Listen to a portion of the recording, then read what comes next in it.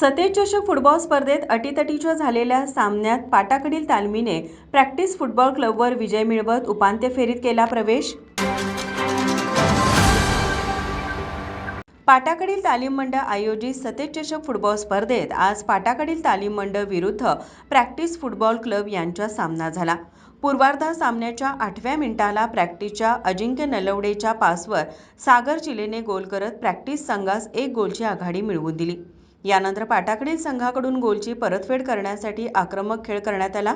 सामन्याच्या 14व्या मिनिटाला अमीन काझीरच्या पासवर यशराज कांबळे यांनी गोल करत सामना 1-1 बरोबरीत आणला. मध्यांतरापर्यंत सामना 1-1 बरोबरीत राहिला. उत्तरार्धात दोन्ही संघांकडून गोलची आघाडी वाढवण्यासाठी जोरदार चढ्या करण्यात आल्या, मात्र यश येत नव्हते. सामन्याच्या 49व्या मिनिटाला पाटाकडीलच्या ऋषिकेश मेथे पाटीलच्या पासवर अमीन काझीरने गोल करत पाटाकडील संघाने 2-1 गोलची आघाडी घेतली.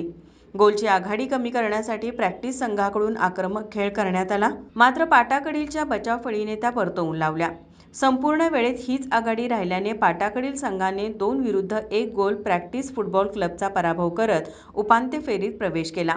पाटाकडील संघाकडून प्रथमेश हेरेकर, नबी खान, रोहित मंडलिक, रोमारियो, ऋषिकेश मेथे पाटील यांनी तर प्रॅक्टिस संघाकडून सागर चिले, सूरज जाधव, साहिल डाकवे, प्रदीप शिंदे, रोहित भोसले, आकाश बावकुळ यांनी उत्कृष्ट खेळ केला.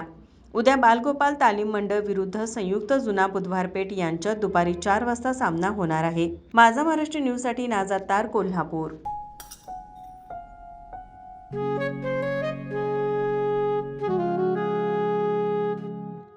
बाबा, आज येताना बासुंदी घेऊन या ना.